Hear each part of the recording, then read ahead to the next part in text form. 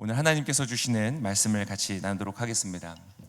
오늘 제목을 무엇으로 할까? 본문을 무엇으로 할까? 저희가 이제 사도행전 다 끝났기 때문에 저희가 이제 개인적으로 저희 각 교회마다 정할 수 있는 시간이었는데요. 저희가 한 해간 살아왔던 이 표어 그리스도의 담대한 증인이라는 이 무거웠던, 사뭇 무거웠죠? 큰일 났습니다. 내년에 어떻게 될지 주 예수여 오시옵소서인데 이제 고민하고 있습니다. 근데 열심히 우리가 정말 달려왔습니다. 달려왔고 이제 오늘 드디어 한 해의 마지막 예배를 드리고 있습니다. 그래서 이 표어를 주제를 한 번 더 우리가 생각해보고 좀 이렇게 랩업하는 시간을 가지면 좋겠다 생각을 했습니다. 2024년 한 해를 정리를 해보니까 정말 열심히 사는 것 같습니다. 많은 일들이 있었습니다. 개인적으로도 많은 일들이 있으셨겠지만 아마 교회에서 진행되어지는 많은 사역들과 일들을 함께 하시면서 정말 열심히 살아오셨을 것 같습니다. 무엇보다 교회가 교회되기 위하여서 교회로서의 정체성을 회복하고 교회로서의 부르심을 따라 살기 위해서 우리의 등잔의 기름을 비우지 않고 채우기 위해서 예수님께서 오늘 오실 때 우리가 벌거벗은 모습, 준비되어 있지 않은 모습이 아니라 깨어있는 모습으로 맞이하기 위해서 정말 열심히 살아왔던 것 같습니다. 부르짖고 기도하고 모이고 섬기고 서로 사랑하고 어려움도 많았습니다. 그리고 부족함도 많았습니다. 그렇지만 최선을 다했습니다. 그것으로 정말 한 해간 우리 오클랜드 온누리교회가 정말 잘 살아왔다 생각이 됩니다. 우리 좌우에 계신 분에게 한번 수고하셨습니다 인사 한번 하겠습니다. 수고하셨습니다. 우리 박수로 한번 격려하겠습니다. 네, 수고하셨습니다. 그리고 여기까지 인도하시고 힘주시고 이끌어주신 우리 하나님께 모든 영광을 드립니다. 우리 하나님께 감사와 영광의 박수 한번 더 올려드리겠습니다. 아멘.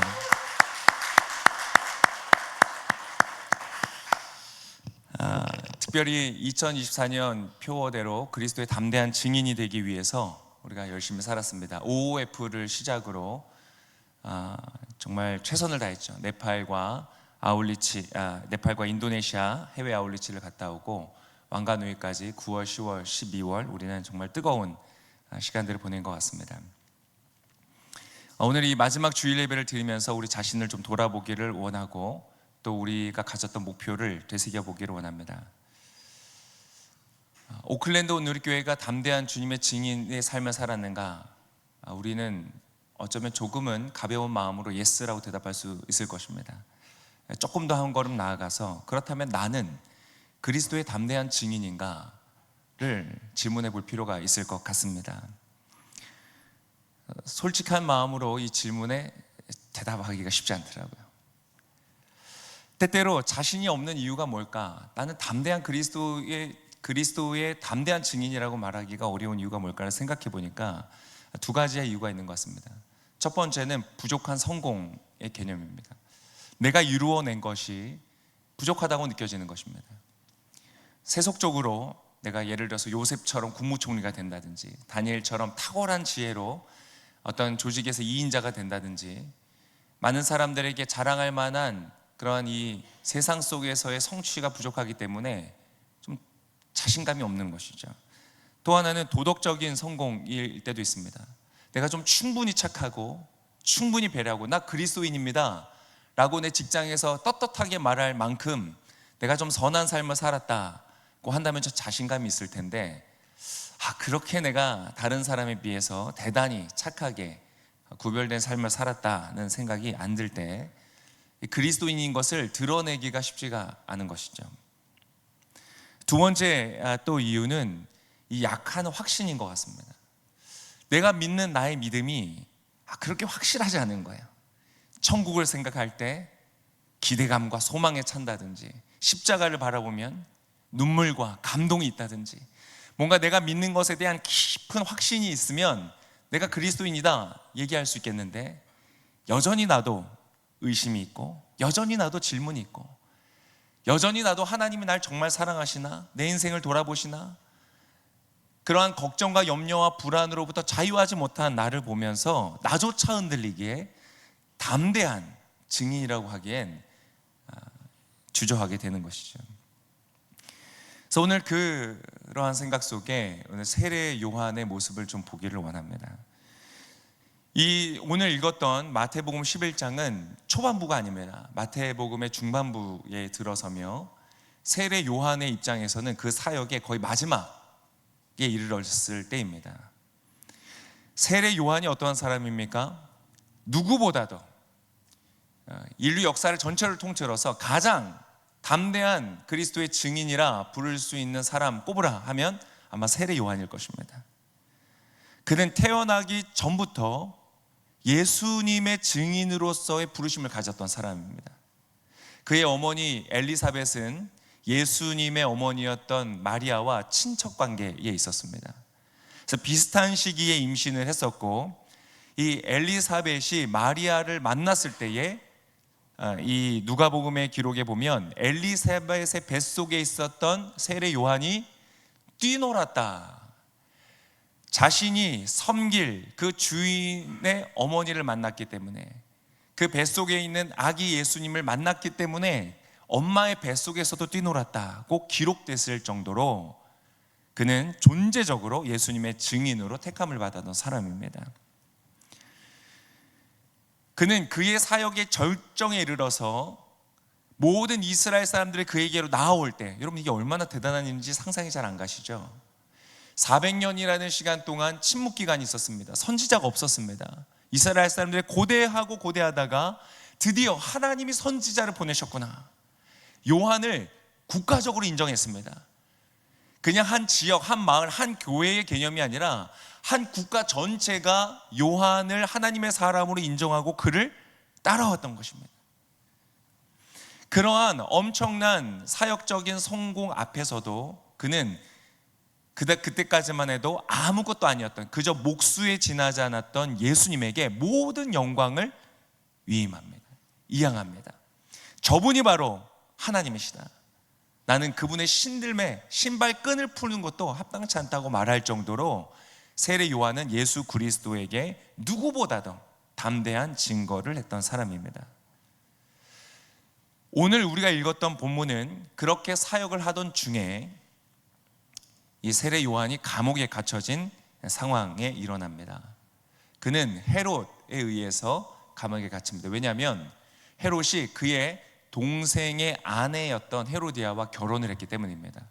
이것은 옳지 않다, 성경과 율법에 합당하지 않다, 당신은 잘못했다고 비난하고 지적하자 그를 감옥에 가두어 버립니다.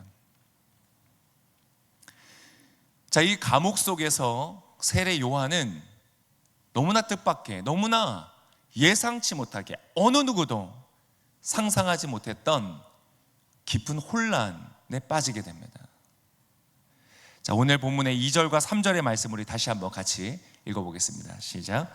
요한이 감옥에서 그리스도께서 하시는 일에 대해 듣고 자신의 제자들을 보내 예수께 물었습니다. 오실 그분이 바로 선생님이십니까? 아니면 저희가 다른 사람을 기다려야 합니까?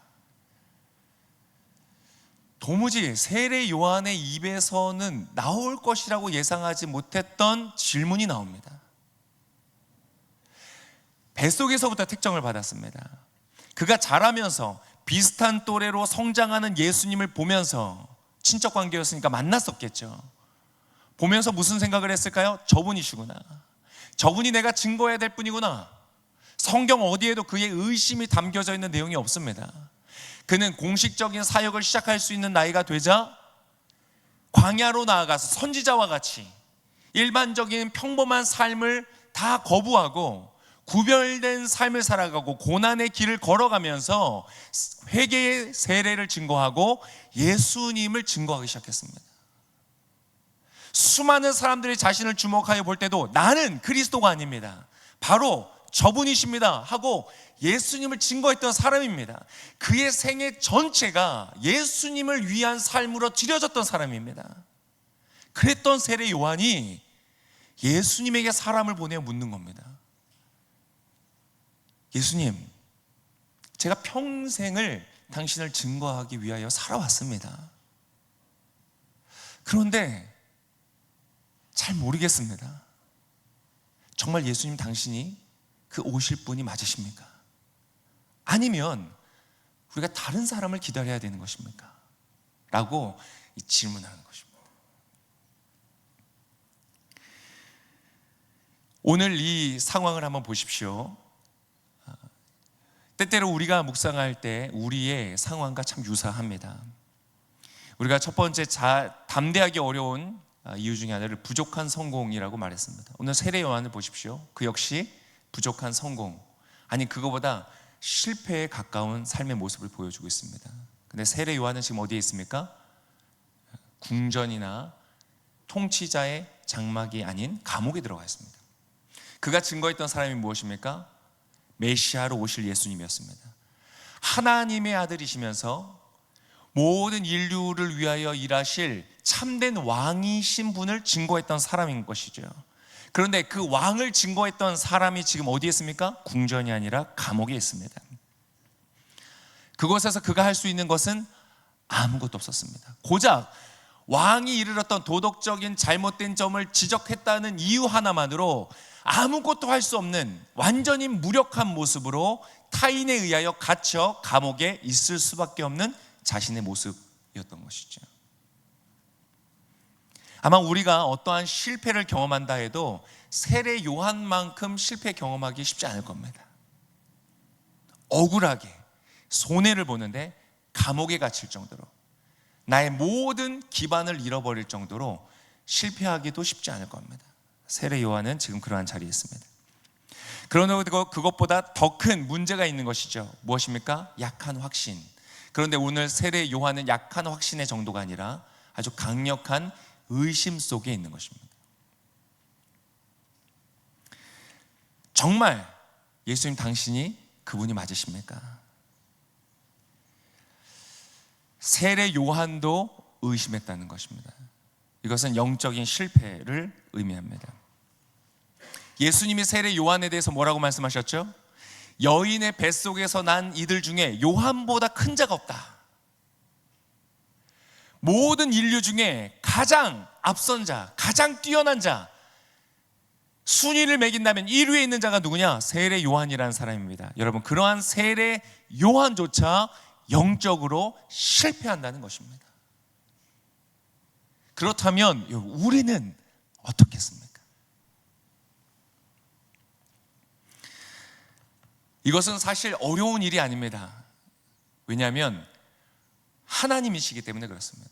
우리가 믿는 분, 우리가 섬기는 분, 우리가 따르는 분이 하나님이시기 때문에, 그 말은 무엇이냐? 우리가 다 이해할 수 없는 분이라는 겁니다. 나의 이성과 나의 지성과 나의 모든 경험으로 분석하거나 판단하거나 예측할 수 없는 분이시라는 겁니다. 해와 달과 별이 자신에게 절을 하는 꿈을 꾸었던 요셉은 어떻게 됐습니까? 노예로 팔려갔습니다. 어떻게 하나님이 일하실 것을 예상할 수가 있겠습니까? 너의 자손이 밤하늘의 별처럼 많을 것이다 라고 약속 주셨던 아브라함은 100살이 될 때까지 자식이 한 명도 없었습니다. 어떻게 하나님이 하시는 일을 예상할 수 있었겠습니까? 전 세계에 지금도 유대교와 기독교와 이슬람이라는 3대 종교의 아버지로 불리는, 믿음의 조상이라고 불리는 정말 별보다 더 많은 자손들이 있을 거라고 누가 상상을 할 수 있었겠습니까? 그것이 하나님의 역사입니다.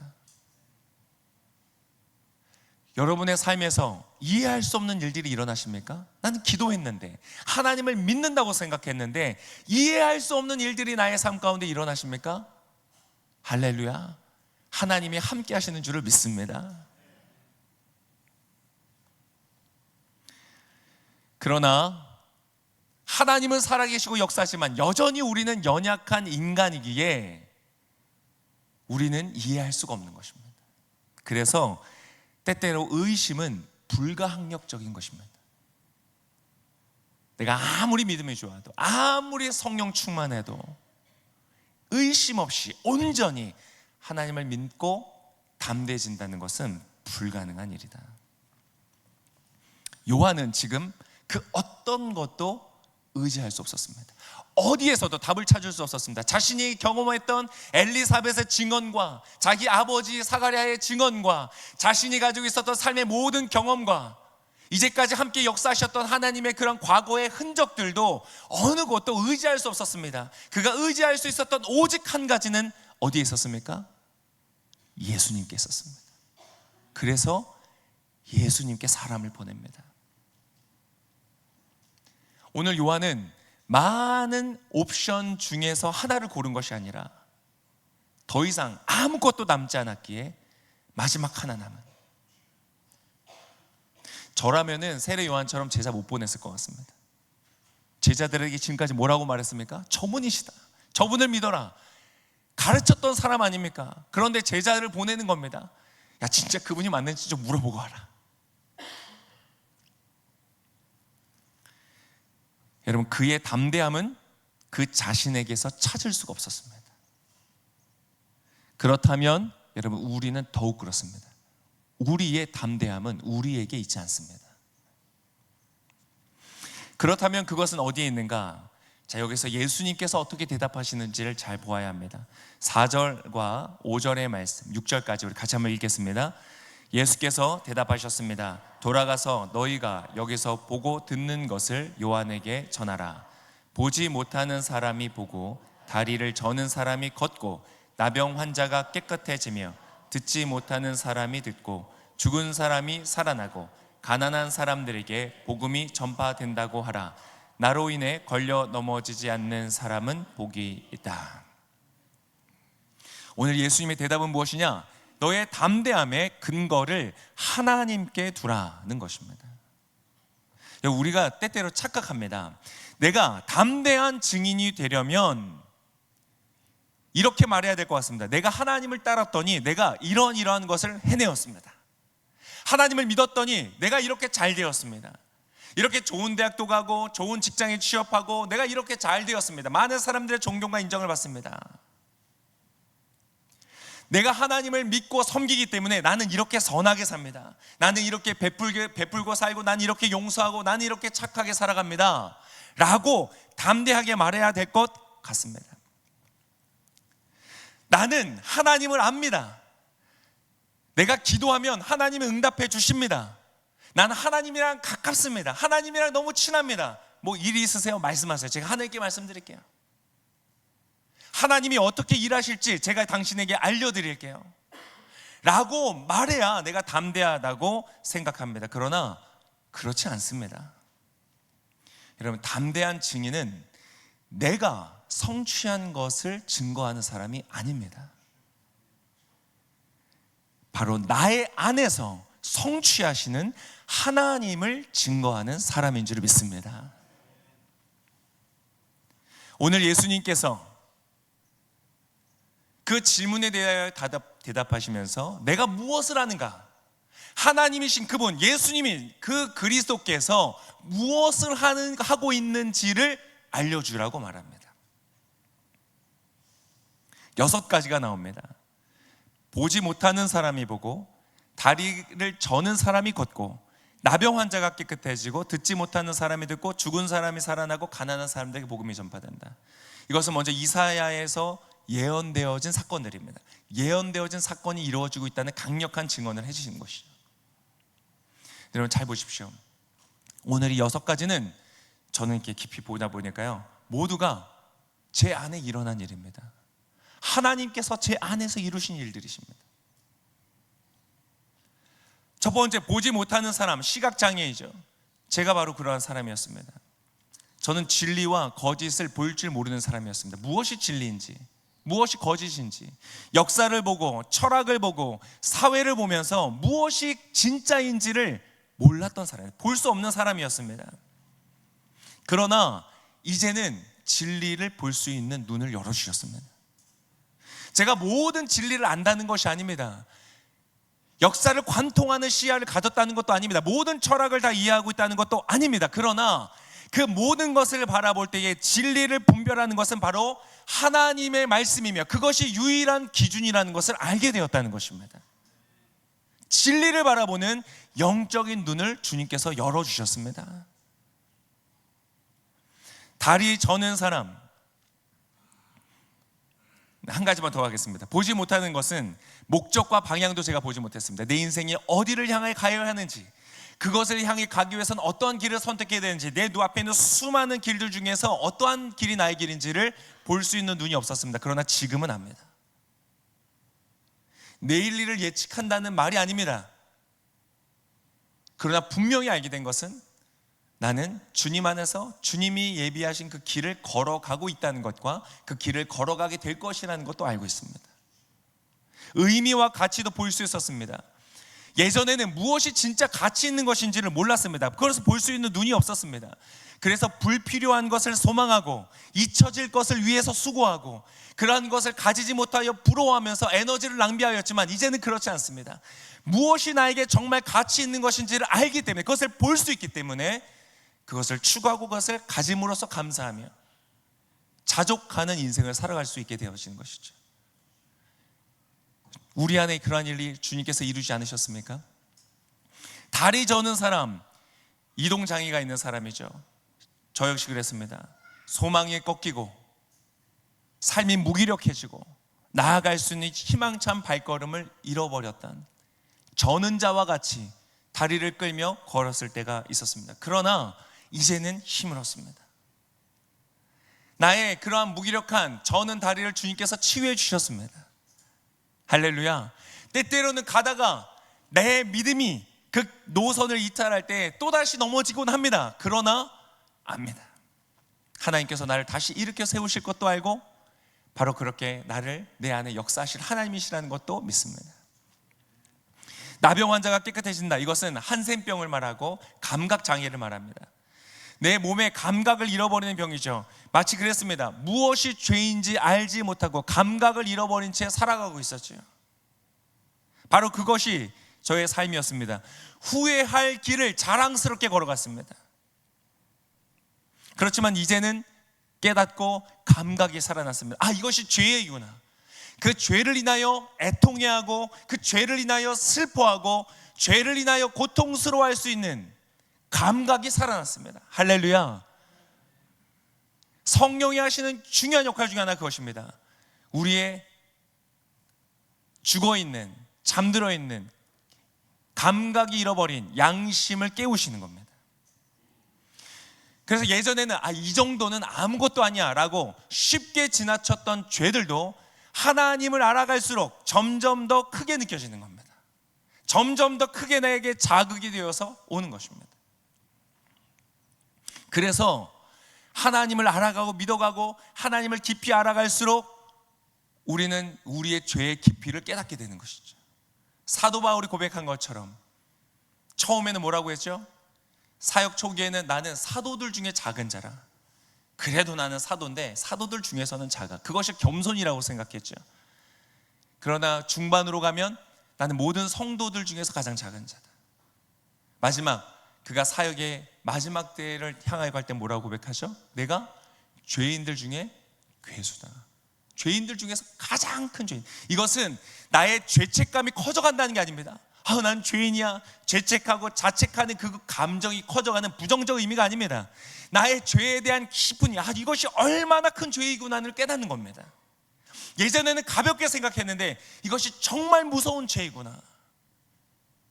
이 죄의 결과가 두려운 것이구나. 근데 바로 이 죄를 위하여 예수께서 죽으셨구나. 그 죄에 대한 깊은 감각이 회복되어서 하나님의 은혜에 대한 감각이 크게 열려지는 것입니다. 여러분, 그러한 하나님의 죄를 향한 그리고 하나님의 은혜를 향한 감각이 깊이 열리는 저와 여러분 되시기를 축복합니다. 예전에는 감각이 아예 없었습니다. 그러나 이제는 감각이 살아났습니다. 예수께서 내 안에 행하신 일입니다.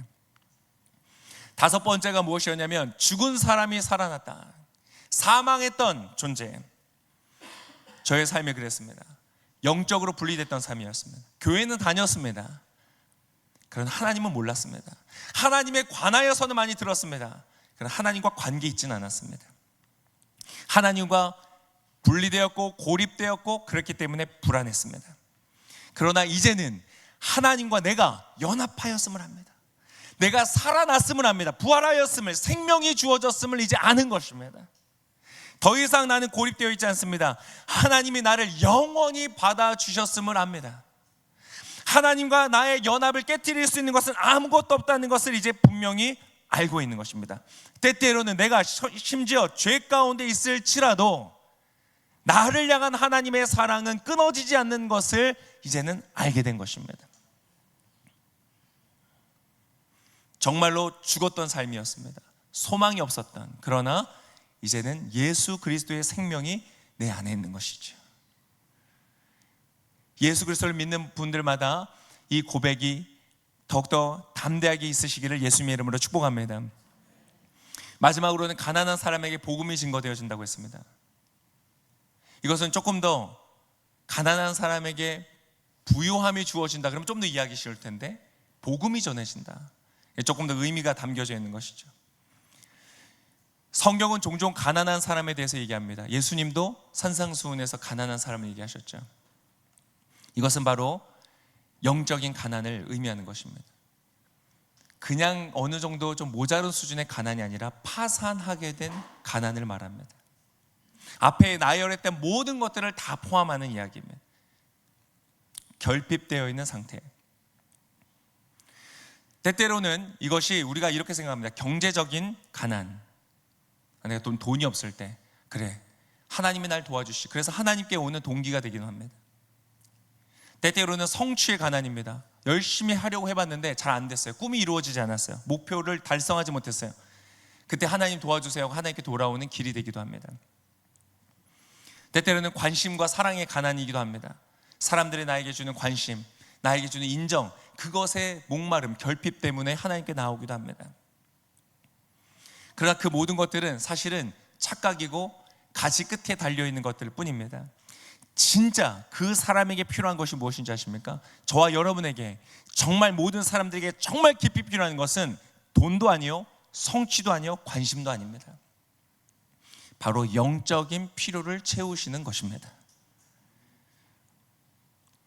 그래서 성경은 바로 그들에게 복음이 주어진다고 말합니다. 복음이야말로 그 가난한 사람에게 반드시 필요한 것이기 때문에 그렇습니다. 여전히 인생을 살아가면서 저 또한 목마름을 느낄 때가 많죠. 경제적인 필요와 성취의 필요와 관심의 어떤 필요들을 느끼고, 사실 그런 것도 우리에게 전혀 필요 없다는 것이 아닙니다. 필요합니다. 목마름이 있죠. 그러나 그러한 것들이 내게 없을지라도 정말 나를 부욕해 하는 것은 바로 이 영적인 필요이며, 그것은 복음을 통하여 주어진다는 것을 압니다. 내 삶에 도저히 감당할 수 없는 결핍이 있을 때 이제는 그 복음을 향하여 나아가게 되는 것이죠. 여러분, 그렇게 복음을 향하여 나아가서 하나님의 놀라운 은혜를 누리게 되시기를 축복합니다. 제가 말씀드린 모든 것들은 완전하다는 것이 아닙니다. 제가 완전히 다 되었다는 것이 아닙니다. 우리의 구원은 저 천국에 이르러야 될 것입니다. 그러나 도무지 내가 할 수 없었던 일들, 내 안에서 찾을 수 없었던 이 놀라운 기적들이 바로 내 안에서 이루어졌다는 것입니다. 누가 하셨다고요? 예수님께서 하셨다는 것입니다. 그리고 그분께서 완성해 가고 계시다는 것입니다. 그리스도의 담대한 증인이라는 것은 변화되고 완성된 나를 자랑하는 것이 아니라, 나와 같이 죽었던 자, 절었던 자, 보지 못하고 듣지 못했던 장애인과 같았던 나의 삶에, 나의 영혼 속에 이 놀라운 기적을 이루신 하나님을 자랑하는 것인 줄을 믿습니다. 그때에 우리는 담대한 증인이 될 수 있습니다. 내가 하는 일이 아니라 내 안에 주께서 하신 일들을 바라보고 그 주님을 자랑하게 되는 저와 여러분 되시기를 축복합니다. 지금 주님께서 여러분 안에도 일하고 계십니다. 일하셨고 또 일하고 계시고 앞으로도 일하게 되실 것입니다. 그것을 주목하십시오. 나를 주목하는 것이 아니라 예수님 그분을 주목하는 것입니다. 그것이 바로 우리의 담대함이고 우리가 증거할 것입니다. 그것을 주목하는 순간이 바로 우리가 담대한 증인으로서 서는 순간이 될 것입니다. 2024년 우리의 표어는 바뀌게 될 것입니다. 그러나 2025년 한 해를 살아갈 때는 이제 지난 표어니까 끝났지, 이제 내려놓자 하고 지나치는 것이 아니라 오히려 더욱 담대한 증인이 되어서 예수 그리스도 이름을 증거하는 삶을 살아가는 저와 여러분 되시기를 축복합니다. 말씀 한 가지만 읽고 마치겠습니다. 히브리서 12장 2절입니다. 우리 함께 읽겠습니다. 믿음의 주요 또 온전케 하시는 이인 예수를 바라보자. 그는 그 앞에 있는 기쁨을 위하여 십자가를 참으사 부끄러움을 개의치 아니하시더니 하나님 보좌 우편에 앉으셨느니라. 우리가 방금 말씀드린 모든 기적을 이루기 위하여 그분은 부끄러움을 개의치 않고 십자가를 지셨습니다. 바로 나를 위해서, 내 안에 그 역사를 이루기 위하여. 그분이 바로 믿음의 주요 온전케 하시는 분이시다. 그분을 더욱더 바라보는 저와 여러분 되시길 예수님의 이름으로 축복합니다.